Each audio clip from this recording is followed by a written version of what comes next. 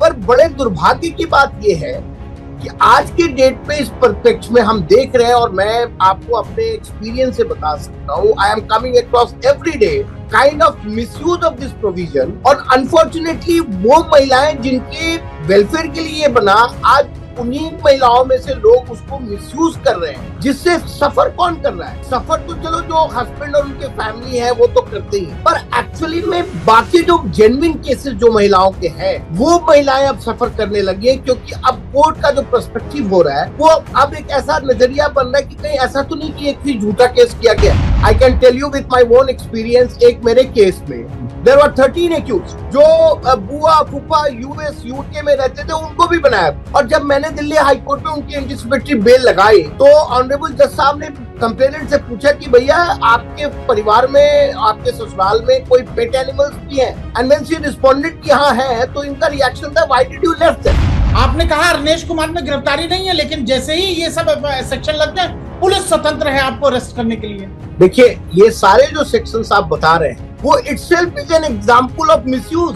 Correct. 376 का allegation लगा देना, 354 का एलिगेशन लगा देना, या आपने बोला मारपीट लगा के 307 कीजिए मेरे को अटेम्प्ट टू मर्डर का।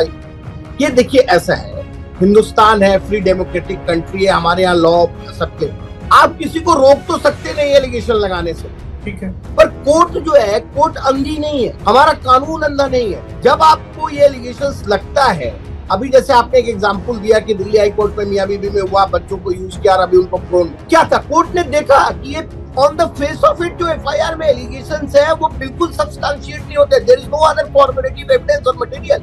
करेक्ट। अगर आप जैसे कह रहे हैं कि मारपीट हुआ, अरे मारपीट हुआ, उसका कोई मेडिकल है? आपने कोई, जिस टाइम पे मारपीट हुआ, आपने कोई पुलिस को इंटीमेशन की कि अगर आपके खिलाफ कोई झूठा एफआईआर होता है, आप इमीडिएटली जो है कोर्ट को 482 में अप्रोच कीजिए, कोर्ट से रिक्वेस्ट कीजिए कि भैया जब तक हमारी एफआईआर की क्वेश्चन पेंडिंग है, हमको इंटरिम प्रोटेक्शन दिया जाए। तो कोर्ट को एक अपना गाइडलाइन सेट करना चाहिए कि उस तरह के झूठे केस में उन महिलाओं के साथ ऐसा क्या किया जाए, करेक्ट, जो एक एग्जाम्पल सेट करे कि भैया अगर मैं दोबारा से कोई वुमन अगर इस तरह का करती हूँ तो उसको भी सेम कॉन्सिक्वेंसेस फेस करना, तभी जो है ये मिसयूज बंद होगा, अदरवाइज ये मिसयूज बंद होने वाला नहीं। लीगल रिपोर्टर के सभी वीडियो को देखने के लिए लीगल रिपोर्टर को सब्सक्राइब करके बेल आइकन बटन जरूर दबाएं।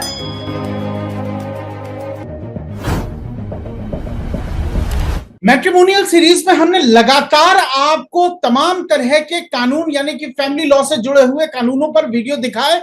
इससे पहले रोहित रंजन सर के साथ हमने मैट्रिमोनियल सीरीज पे वीडियो किया था, जो आपने बड़ा सराहा, हजारों की संख्या में आपकी कॉल आई, और आप लगातार ये बात कह रहे थे कि रोहित सर के एक बार आप दोबारा से बुलाएं और कम से कम 498 के बारे में उनसे बात करें। तो निश्चित रूप से आज हमारे साथ फिर से रोहित सर जुड़ गए हैं, जो आज बताने जा रहे हैं कि 498A अगर रजिस्टर हो जाता है तो खारिज कराने का क्या तरीका है। रिसेंट में जो सबसे ताजे सुप्रीम कोर्ट हाई कोर्ट के फैसले हैं वो क्या कहते हैं, कैसे आप झूठी 498 की एफआईआर को खारिज कराएंगे। नमस्कार, मेरा नाम है विप्लव अवस्थी, आप देखना शुरू कर चुके हैं लीगल रिपोर्टर। हमारे साथ रोहित रंजन सर जुड़ चुके हैं। सुप्रीम कोर्ट हाई कोर्ट में करीब 2 दशक से ज्यादा की बड़ी प्रैक्टिस है, मैट्रिमोनियल के बड़े मामले की हैं। रोहित सर, 498A को लेकर आप जान रहे हैं, लगातार सुप्रीम कोर्ट हाई कोर्ट तमाम बेहतर जजमेंट दे रहे हैं। कोलकाता हाई कोर्ट ने तो यहां तक कह दिया 498 लेकर कि आप महिलाएं लीगल टेररिज्म फैला रही हैं। तो 498A को खारिज कराने का क्या तरीका है जो 482 की प्रोसीडिंग में हाई कोर्ट जाया जा सकता है? सर देखिए विप्लव, पहले तो बहुत बहुत धन्यवाद आपका और आपके तमाम दर्शकों का। पहले इसके ऊपर कि हम हाई कोर्ट में जाके क्या कर सकते हैं, क्या नहीं कर सकते हैं, उससे पहले 498A के कंसेप्ट को समझना बहुत जरूरी है। ये 498A जो है, ये ओरिजिनली हमारे आईपीसी में नहीं था, ये 1983 में लाया गया, क्योंकि उस दौरान महिलाओं के साथ इतनी तरह की उत्पीड़ने होती थी आफ्टर मैरिज डॉरी को लेके, तो उस तरह की महिलाओं की प्रोटेक्शन के लिए सरकार ने ये 498A का प्रोविजन 1983 में लेजिस्लेचर से लाया जी। और उसका जो मुद्दा था और उसका जो कंसेप्ट था, या जो आप कह सकते हो कि बेसिक उसके पीछे जो व्यूज थे, वो ये थे कि महिलाओं को शादी के बाद दहेज के लिए किसी भी तरह के उत्पीड़न से बचाया। तो ये वुमेन वेलफेयर की तरह इसको लाया गया। पर बड़े दुर्भाग्य की बात ये है कि आज के डेट में इस परिप्रेक्ष्य में हम देख रहे हैं, और मैं आपको अपने एक्सपीरियंस से बता सकता हूं, I am coming across every day kind of misuse of this provision. और अनफॉर्चुनेटली वो महिलाएं जिनके वेलफेयर के लिए बना, आज उन्हीं महिलाओं में से लोग उसको मिसयूज कर रहे हैं, जिससे सफर कौन कर रहा है? सफर तो चलो जो हस्बैंड और उनके फैमिली है वो तो करते ही है, पर एक्चुअली में बाकी जो जेन्युइन केसेस जो महिलाओं के हैं वो महिलाएं अब सफर करने लगी है, क्योंकि अब कोर्ट का जो पर्सपेक्टिव हो रहा है वो अब एक ऐसा नजरिया बन रहा है कि कहीं ऐसा तो नहीं कि एक ही झूठा केस किया गया है। तो मेरी तो गुजारिश है कि भैया जिस पर्पस के लिए बना है महिलाओं से, आप इसका मिसयूज करना बंद करें। अगर आप मिसयूज करेंगे, अल्टीमेटली जिनके लिए बना है वही सफर करें। ठीक है, करेक्ट। मैं कुछ आपको जजमेंट की तरफ ले जाऊंगा। दिल्ली हाईकोर्ट ने अभी रिसेंट जस्टिस कैद का जजमेंट है, जिसमें उन्होंने कहा कि केवल फॉल्स एलिगेशन हैरेसमेंट, क्रुएल्टी का लगाना और रेप का एलिगेशन लगाना, ये अपने आप में एक्सट्रीम क्रुएल्टी है हस्बैंड के लिए। इसके साथ ही कोलकाता हाईकोर्ट ने कहा कि साहब लीगल टेररिज्म फैल रहा है। सुप्रीम कोर्ट लगातार कह रहा है कि 498 को लेके जो अशफाक अहमद का जजमेंट अभी हाल फिलहाल ही आया है, जिसमें अरनेश कुमार की जजमेंट को उन्होंने लिया है कि 7 साल तक के मामले में कोई गिरफ्तारी ना करें।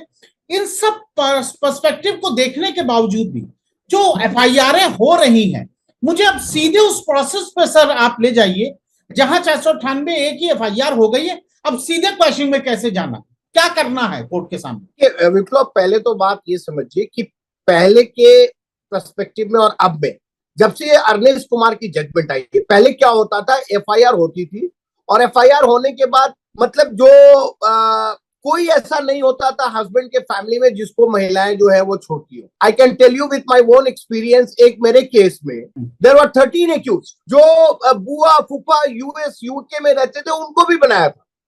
और जब मैंने दिल्ली हाईकोर्ट में उनकी एंटिसिपेटरी बेल लगाई तो ऑनरेबल जज साहब ने कंप्लेनेंट से पूछा कि भैया आपके परिवार में, आपके ससुराल में कोई पेट एनिमल्स भी हैं? एंड व्हेन शी रिस्पोंडेड कि हाँ है, तो इनका रिएक्शन था why did you left them?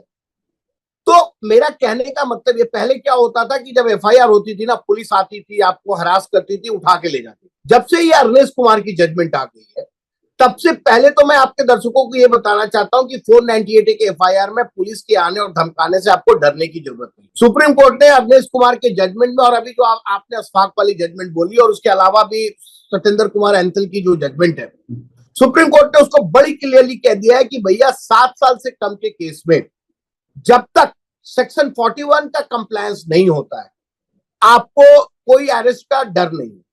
तो मेरी तो एडवाइस आपके जो व्यूअर्स है उनके लिए ये है कि भैया पहले अगर एफआईआर होती है और पुलिस आती है तो आपको डरने की जरूरत नहीं। रह गई बात दूसरी कि अगर हो गई है तो क्या करना है। अब देखो, अब आपने बोला अभी जो है स्वपन दास का जो केस है, Swapan Das versus state of Bengal, Calcutta high court ने स्टिलिंग रिमार्क्स दिया है कि भैया वुमेन जो है, women unleashed legal terrorism by misusing 498। Allahabad high court ने तो आपको जो है वो ये बोला है कि the way the misuse of 498 is happening, it is actually denting the marriage as an institution, people are proceeding towards living relationship. Madhya Pradesh high court ने अभी जो है आपको राजन वर्सेस स्टेट, जो अभी रिसेंटली आपका जो है अगस्त की जजमेंट है, उसमें मध्य प्रदेश हाईकोर्ट ने बोला है 498 का case come with the cases of 5 package. 5 package का मतलब हस्बैंड हो गया, फादर इन लॉ हो गए, मदर इन लॉ हो गए, सिस्टर इन लॉ हो गए, ब्रदर इन लॉ। तो क्या है कि ये जो मिसयूजेस हो रही है ना, इसको अगर तो जो जेन्युइन केस है वहां पे मेरी एडवाइस आपके व्यूअर्स को ये है कि आप 438 में एंटिसिपेटरी बेल के लिए, लेकिन जहां पे ये जेन्युइन केस नहीं है, रादर ये केस आपका हैरेसमेंट का है, टॉर्चर का है, एक्सटॉर्शन का है, किसी भी तरह की चीजें है, उस केस में आप 482 में क्वेश्चनिंग में जाइए। The courts are nowadays becoming very very liberal. अभी आपने एक जस्टिस कैद की जजमेंट कोर्ट की, दिल्ली हाई कोर्ट की, उसी के मद्देनजर सुप्रीम कोर्ट की एक जजमेंट है आपकी जो अभी आई है I think it has come in September itself इन 2023। वो केस है अभिषेक versus state of Madhya Pradesh जी। उसमें भी सुप्रीम कोर्ट ने वही व्यू रखा है कि where the allegations are false और completely absurd that no reasonable man can believe it और it appears that it is towards wreaking vengeance. तो भजन लाल का जो जजमेंट था 92 को, उसको मद्देनजर रखते हुए सुप्रीम कोर्ट ने भी क्वैश किया। इनफैक्ट अभी आपको रिसेंटली जो है एक केस मुझे याद आ रहा है आपको, गुजरात हाई कोर्ट का, जयंती भाई साहब वर्सेस स्टेट ऑफ गुजरात। उसमें 86 year old women mother in law थी, उनको अभी जो है उन्होंने क्वैश किया ये कहते हुए कि भैया ये बिल्कुल एलिगेशंस फॉल्स है एंड अगर हम इसको अलाउ करते हैं तो it would be tantamounting to rigmarole of the criminal prosecution of a lady जो हैरास हो रही है विदाउट हैविंग एनी एलिगेशंस। बड़े सारे जजमेंट्स आ चुके हैं। मेरी तो एडवाइस आपके व्यूअर्स और जितने लोग हैं जो इस तरह के लोगों केसेस से जूझ रहे हैं कि भैया अब आपको ऐसा नहीं, पहले क्या होता था, courts were not very liberal in questioning और क्वेश्चनिंग के पैरामीटर्स जो थे वो बड़े लिमिटेड थे। पर नाउअडेज चूंकि ये मिसयूज एक प्रोविजन का ज्यादा हो रहा है और कोर्ट का इंटरव्यूअर हमेशा होता है भैया as citizen his liberty and right to life ये कभी सफर, because right to life and liberty under Article 21 is the most paramount fundamental rights which has been granted to every citizen। निश्चित रूप से 498 रजिस्टर करने के बाद 438 यानी कि आपने बेल का बताया, 482 में क्वेश्चन का बताया। मेरा थोड़ा सा इसके साथ एक और प्रश्न है जो लगातार हमारे व्यूअर हमको कह रहे हैं। वो कह रहे हैं साहब ये जो आपने मध्य प्रदेश में पैकेज वाली 5 पैकेज के साथ जो एफआईआर रजिस्टर हो रही है यानी कि पति और उसके परिवार के जन, लेकिन यहां एक ट्रेंड और देखने को आ रहा है जहां 498 के साथ ही मारपीट भी लगा दी गई है, 354 भी लगा दिया गया है, हैरेसमेंट भी लगा दिया गया है, महिला के साथ छेड़छाड़ भी लगा दिया। और बहुत से मामलों में तो मैं दिल्ली हाईकोर्ट के एक मामले में देख रहा हूं कि पति पत्नी लड़े और बच्चों का प्रयोग करके पॉक्सो तक लगा दी गई थी। हालांकि बाद में दोनों ने एमिकेबली सेटलमेंट करके हाईकोर्ट को कहा और हाईकोर्ट ने उन वकील साहब से कहा कि एक तरह का ये एक क्रिमिनल प्रोसीडिंग को खींचने का तरीका था, इसलिए आप 10 प्रो बोनो केस करें। मेरा आपको सबमिशन ये है या मेरा प्रश्न आपको ये है कि ये जो पैकेज में सेक्शन लग रहे हैं उन पर आपका क्या दृष्टिकोण है?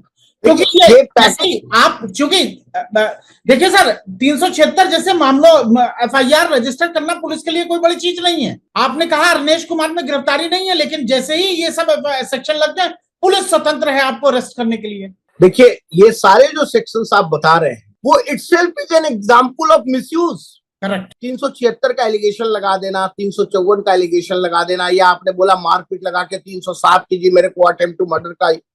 ये देखिए ऐसा है, हिंदुस्तान है, फ्री डेमोक्रेटिक कंट्री है, हमारे यहाँ लॉ सबके, आप किसी को रोक तो सकते नहीं एलिगेशन लगाने से, ठीक है, पर कोर्ट जो है कोर्ट अंधी नहीं है, हमारा कानून अंधा नहीं है। जब आपको ये एलिगेशंस लगता है, अभी जैसे आपने एक एग्जांपल दिया कि दिल्ली हाई कोर्ट में मियां बीबी में हुआ, बच्चों को यूज किया और अभी उनको प्रोन क्या था, कोर्ट ने देखा कि ये on the face of it जो एफआईआर में एलिगेशंस है वो बिल्कुल सब्सटेंशिएट नहीं होते, there is no other corroborative evidence और मटेरियल। अगर आप ऐसे कह रहे हैं कि मारपीट हुआ, अरे मारपीट हुआ उसका कोई मेडिकल है? आपने कोई जिस टाइम पे मारपीट हुआ आपने कोई पुलिस को इंटीमेशन की? Merely making a bald allegation. तभी तो अभी सुप्रीम कोर्ट ने इसमें जो मैंने अभी आपको सितंबर की जजमेंट बताई है अभिषेक वाली की, उसमें सुप्रीम कोर्ट ने यही तो बोला है कि merely a bald allegation without having any corroborative material it does not give any confidence कि ये जो है एफआईआर सही है। तो आपको सेक्शन चाहे कोई भी लगे, आप 482 में जाएंगे और कोर्ट को ये बताएंगे कि जी देखो ये सारे एलिगेशंस और ये सेक्शन सिर्फ इसलिए लगे हैं, एक अरनेश कुमार से बाहर आ जाए, सुतेंद्र अंतल की जजमेंट से बाहर आ जाए और उसके बाद अरेस्ट का प्रोविजन बना के आर्म ट्विस्टिंग करके इसको एक्सटॉर्ट करने का है। ये सारे एलिगेशन जो है बिल्कुल झूठे हैं, कोई उसका एक्सेप्ट बाल्ड एलिगेशन कोई मटेरियल कोर्ट एग्जाम नहीं। करेक्ट। और इसीलिए कई बार हाई कोर्ट्स लगातार ये कह रहे हैं इस तरह के मामलों में कि फार फेच्ड और अनप्रोबेबल है, यानी कि उसका वास्तविकता से कोई लेना देना नहीं है, वो दूर दूर तक है, उनके पास कोई एविडेंस नहीं है। मैं इस बात को आगे करते हुए कि एविडेंस कितना इंपॉर्टेंट है सर, हाईकोर्ट ने कहा कि एफआईआर मदर इन लॉ पर एफआईआर हुई है, हाईकोर्ट का ऑर्डर है, मदर इन लॉ पे एफआईआर हुई है और एफआईआर होने के बाद भी बहू लगातार व्हाट्सएप चैट करती रही है, तो हाईकोर्ट ने उस व्हाट्सएप चैट को भी मान लिया। अगर आपके साथ कोई कर रहा है, आप लगातार उसके साथ संवाद कर रहे हैं, तो ये जो एविडेंस देने का, मैं थोड़ा सा आपको चाहूंगा, क्या इलेक्ट्रॉनिक एविडेंस कोर्ट में इस तरह की रिकॉर्डिंग्स या व्हाट्सएप चैट या इस तरह का पेश करने का क्या क्या प्रावधान है, और क्या हाईकोर्ट के सामने किया जा सकता है जब आप 482 में जाएं? हमारे यहाँ इंडियन एविडेंस एक्ट में सेक्शन 65B का एक प्रोविजन है।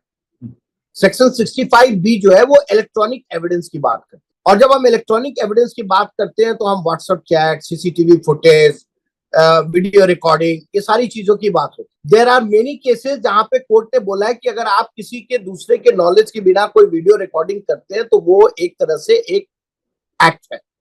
बट उसी दौरान कोर्ट के सीरीज ऑफ जजमेंट्स ये हैं कि भैया अगर वो वीडियो रिकॉर्डिंग जो रिकॉर्ड की गई है, जो ये दिखाती है कि आपके खिलाफ आपको झूठा फंसाया गया और फैक्ट कुछ और है, तो आपका अगर एफिडेविट आप अपने 65B का उसके साथ लगाते हैं तो court will take those evidence into consideration which is as provided in section 65 of the Indian Evidence Act। तो आप उस तरह के सारे मटेरियल्स को, व्हाट्सएप चैट है, वीडियो रिकॉर्डिंग है, आपका ऑडियो रिकॉर्डिंग है, आपका सीसीटीवी फुटेज है, वो सारी चीजें आप अपने पिटीशन के साथ एज एन एविडेंस लगा सकते हैं। The only thing you are suppose to do is कि आपको एक हलफनामा एफिडेविट देना होगा 65B का कि जो ये एविडेंस हम इलेक्ट्रॉनिक लगा रहे हैं वो जेन्युइन है, उसके साथ किसी तरह की कोई छेड़छाड़ नहीं हुई है, इसमें किसी तरह की कोई फिडलिंग नहीं है। और अगर ऐसा एफिडेविट आप देते हैं और कोई दूसरा कॉर्पोरेटिव एविडेंस प्रोसिक्यूशन की तरफ से नहीं आता कि नहीं जी इसमें ये छेड़छाड़ है, तो court is always ready to consider those material and give judgment based on that. ठीक है रोहित सर, मैं अंतिम की तरफ चलूंगा, आपने बढ़िया आंसर दिए हैं। मुझे अब ये लास्ट में बता दीजिए, लगातार ये आता है, आज 498 की एफआईआर हुई, तो व्यक्ति कब 482 की तरफ जाएगा, वो थोड़ा सा बताइए। नंबर 1। नंबर 2 चीज और इसी क्वेश्चन में एड ऑन है कि बाय द वे अगर वो नहीं गया है और in the meanwhile chargesheet file हो गई है, तो कानून क्या कहता है, कब जाना चाहिए 482 की तरफ और कब जा सकते हैं? देखिए 482 में जाने के लिए कोई टाइम लिमिट तो है नहीं। जब भी आपके खिलाफ कोई एक झूठा मुकदमा हुआ तो आप थोड़ी वेट करोगे कि भैया मैं इन्वेस्टिगेशन का जो प्रोसेस है, why should I go through the rigmarole of the criminal investigation जब मेरे खिलाफ कोई केस ही नहीं बनता है जी। और आप जितना लेट जाएंगे कोर्ट कहेगा भैया आप सो रहे थे क्या जब आपके खिलाफ कोई केस नहीं बन रहा था। तो मेरी तो एडवाइस ये है कि अगर आपके खिलाफ कोई झूठा एफआईआर होता है, आप इमीडिएटली जो है कोर्ट को 482 में अप्रोच कीजिए, कोर्ट से रिक्वेस्ट कीजिए कि भैया जब तक हमारी एफआईआर की क्वेश्चन पेंडिंग है हमको इंटरिम प्रोटेक्शन दिया जाए। वैसे कोर्ट के अलग अलग व्यू है, बड़े सारे कोर्ट्स का ये व्यू है कि भैया 482 में आप 438 का रिलीफ नहीं ले सकते, but there are many courts जो आपको इंटरिम प्रोटेक्शन भी दे देता है, that no coercive till the final disposal. तो एक तो ये हो गया। दूसरा ये हो गया कि भैया अगर आपने 482 में पहले नहीं गए और उसके बाद चार्जशीट फाइल हो गई, तो ये कहना कि भैया आपके खिलाफ जो केस है वो झूठा है, वो थोड़ा सा डाइल्यूट होता है, क्योंकि चार्जशीट तभी फाइल होती है जब कोई एविडेंस आता है। बट कभी कभी ऐसा भी होता है कि नई एविडेंस आने के बावजूद भी पुलिस जो है वो चार्जशीट फाइल करती है। तो उस केस में मेरी एडवाइस ये है कि आपको 482 में जाने से बेहतर है कि आप या तो समनिंग ऑर्डर को चैलेंज कर लीजिए by way of revision before the session court, क्योंकि कोर्ट ये कहता है कि भैया 482 जो है वो एक्स्ट्राऑर्डिनरी पावर है। अगर आपके पास कोई दूसरी स्टैट्यूटरी रेमेडी अवेलेबल है तो 482 का पावर एक्सरसाइज नहीं हो। तो मेरा एडवाइस है कि या तो आप समनिंग ऑर्डर को चैलेंज कर लीजिए by way of revision under 397 before the session court, या आप चार्ज के ऊपर बहस करके डिस्चार्ज करा लीजिए। अगर डिस्चार्ज नहीं होता है फिर आप उसको चैलेंज कर सकते हैं उस ऑर्डर को बाय वे ऑफ रिवीजन और अंडर 482 बिफोर द। इसमें मैं एक चीज और ऐड करूं सर, ये कोर्ट के जो ऑब्जर्वेशंस आ रहे हैं ना रिगार्डिंग दैट मिसयूज, वो सारी चीजें बिल्कुल ठीक है, पर मेरा अपना मानना है कि now this is a high time that our honourable court should set an example जैसे आप अगर कोई झूठा केस अगर किसी महिला ने अपने उस प्रोविजन को मिसयूज करके किया है तो कोर्ट को एक अपना गाइडलाइन सेट करना चाहिए कि उस तरह के झूठे केस में उन महिलाओं के साथ ऐसा क्या किया जाए करेक्ट, जो एक एग्जाम्पल सेट करे कि भैया अगर मैं दोबारा से कोई वुमन अगर इस तरह का करती है तो उसको भी सेम कॉन्सिक्वेंसेस फेस करना, तभी जो है ये मिसयूज बंद होगा, अदरवाइज ये मिसयूज बंद होने वाला नहीं। क्योंकि मैं आपकी इस बात को और आगे बढ़ाते हुए कि म्यूचुअल एग्रीमेंट, म्यूचुअल सहमति से, आपसी सहमति से तलाक के मामले में म्यूचुअल एग्रीमेंट तैयार किया गया, ऑन एफिडेविट फाइल किया गया और इसके बाद पत्नी पलट गई तो दिल्ली हाईकोर्ट ने 1 महीने की तिहाड़ जेल भी भेज दिया था। तो जो बात आप कह रहे हैं कि कम से कम झूठा मुकदमा अगर पाया जाता है तो पत्नी के खिलाफ कार्रवाई हो, और यही डिटरेंट कहीं ना कहीं झूठे एफआईआर से रोकेगा। रोहित सर, बहुत बहुत शुक्रिया, बहुत बहुत धन्यवाद, आपने बहुत अच्छी जानकारी दी है। निश्चित रूप से जो हमारे दर्शक लगातार हमको फोन करके कह रहे थे कि रोहित सर अगर एक बार दोबारा से 498 की क्लास लेंगे तो हमें बहुत कुछ जानने को मिलेगा, और निश्चित रूप से इस वीडियो से हजारों लाखों की संख्या में पीड़ित लोग हैं, वो इससे जरूर फायदा उठाएंगे। लगातार ईमेल एड्रेस और फोन नंबर दिया जा रहा है, फिर भी रोहित सर से आपका कोई प्रश्न रह जाता है तो आप हमसे संपर्क कर सकते हैं। बहुत बहुत शुक्रिया, बहुत बहुत धन्यवाद, नमस्कार। बहुत बहुत धन्यवाद और आपके सारे दर्शकों को बहुत बहुत। लीगल रिपोर्टर के सभी वीडियो को देखने के लिए लीगल रिपोर्टर को सब्सक्राइब करके बेल आइकन बटन जरूर दबाएं।